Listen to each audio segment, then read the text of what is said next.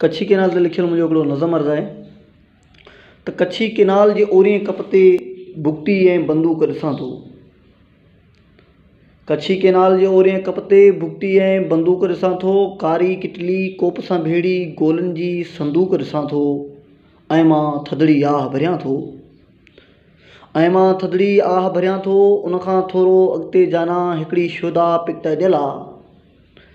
उनखां थोरो अॻिते जाना हिकिड़ी शोधा पिकत ॼल आहे। मेटे रंग जे दीवारुनि ते ॻाढ़े खून जी ॻाल्हि लिखियलु आहे ऐं ॻाल्हियुनि खां कैंप ॾिनल आहे। कैंप में बिल्कुलु तारीख़ी आहे, ख़ामोशी भी तारीख़ी आहे। चप ते आङुर जा ॾेई ताला, बिस्तर में मज़दूर सुतल आहिनि, मज़दूरनि में सूर सुतल आहिनि। पोड़ा ऐं अधड़ोट वीचारा ॾकंदे पहरेदार ॾिसां थो ऐं ग़ुर्बत खे गार ॾियां थो। गीत लिखण ते बंदिश आहे, दीप जलण ते बंदिश आहे। गीत ॿुधण ते बंदिश आहे, दीप जलण ते बंदिश आहे। गोली लॻंदी खंभिजी वेंदुसि, सच लिखण ते बंदिश आहे। हाण सिबी जे साठी कनि ते रखवालनि जो पहिरो आहे। हाण सिबी जे साठी कनि ते रखवालनि जो पहिरो आहे। ऐं घाघर जे ओसीअड़े में पाणी पोढ़ो थी वियो आहे, अख जो ॻूढ़ो थी वियो आहे। ऐं कुंवारा रूह घरनि में रहिजी पए नेठ पुराणा थी विया।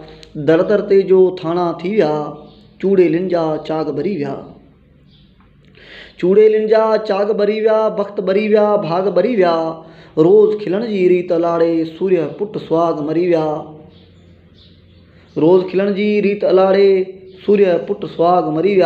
हाण सुई जी बाज़ारुनि में को बि बलोची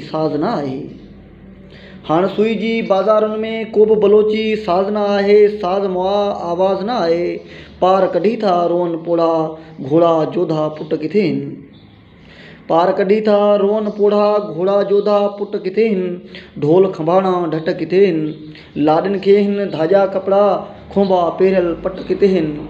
ऐं डेरा बुगटी जी भेणुनि जा सोचां वेठो मिट किथे हिन। ओड़ बेली ओ चूड़ेली नाज़न वारी, छा त हिते जो दर्द ॿुधायां, चहिरो ज़र्द ॿुधायां। जे न लिखिया हुआ लेख ॾिसां थो, आउं सिंधू जा ॾेख